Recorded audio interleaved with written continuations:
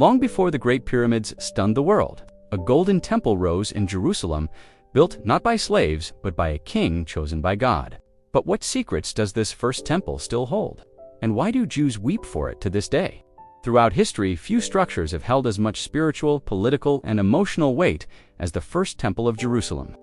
Built nearly 3,000 years ago by King Solomon, son of the legendary King David. This sacred monument stood not just as a marvel of ancient architecture, but as the heart of an entire civilization's relationship with the divine. In this video, we will uncover the truth behind its construction, its deep significance to Jewish identity, and the lasting consequences of its destruction. Every chapter is grounded in authentic sources, including the Hebrew Bible, historical records, and archaeological insights, ensuring there's no compromise on accuracy. Whether you're a historian, a spiritual seeker, or simply fascinated by ancient mysteries, this journey into the first temple is one you won't forget. Welcome to Decoding History and Science, where lost civilizations, ancient secrets, and real science come together. Don't forget to like, share, and subscribe for more powerful, untold stories. The vision before the temple. The dream of building a permanent house for God didn't begin with Solomon. It began with his father, King David. According to the Hebrew Bible, in 2 Samuel 7:1-17, David, after uniting the tribes of Israel and establishing Jerusalem as the capital, expressed his desire to build a temple to house the Ark of the Covenant, which at that time was kept in a portable tent called the Tabernacle. But God had other plans.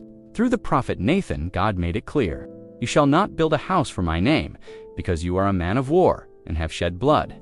1 Chronicles 28:3. Instead, the Lord promised David that his son would build the temple, and that David's dynasty would endure forever, a foundational prophecy in both Jewish and Christian traditions.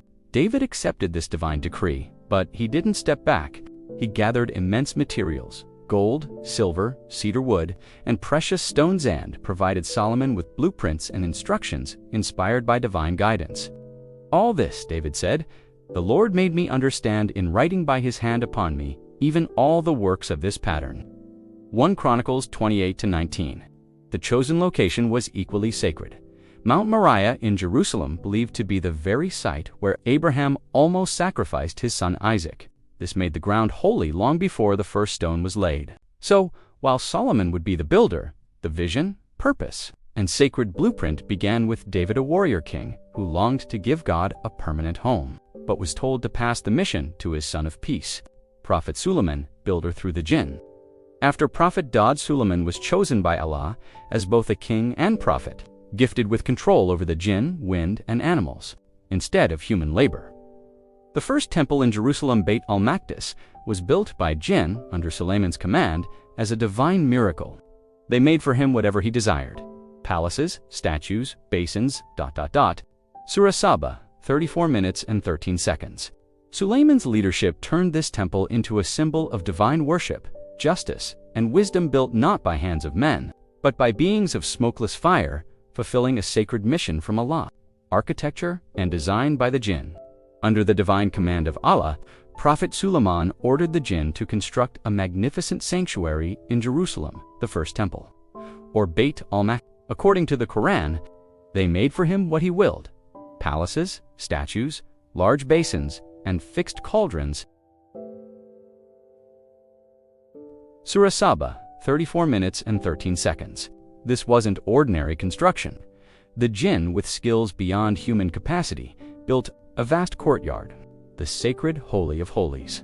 Golden interiors, bronze pillars, and ornate designs. A space to house the Ark of the Covenant. Everything was crafted under Sulaiman's direction, blending divine precision with supernatural ability. This structure wasn't just a temple, it was a physical symbol of Tawhid, built by Allah's command for his worship alone, religious and spiritual importance. The first temple, or Bayt al-Maqdis, held immense spiritual value. Built by Jinn under Prophet Sulaiman's command, it was more than a place of worship. It was a symbol of Allah's presence and justice on earth. At its core was the Tabu al-Sakinah, a divine chest containing sacred relics of Musa and Harun. Indeed, a sign of his kingship is that the chest will come to you, in which is tranquility from your Lord.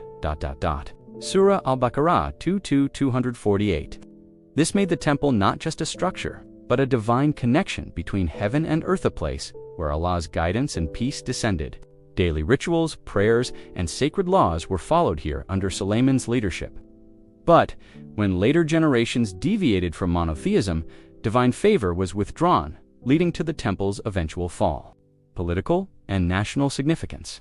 The construction of Bayt al-Maqdis under Prophet Sulaiman marked not just a spiritual peak but also a political one. By Allah's will, Sulaiman ruled a vast empire with justice, wisdom, and divine support. The temple, built by Jinn, became the central authority of law, leadership, and faith for the Bani Israel. We strengthened his kingdom and gave him wisdom and decisive speech. Surah Sad 38-20.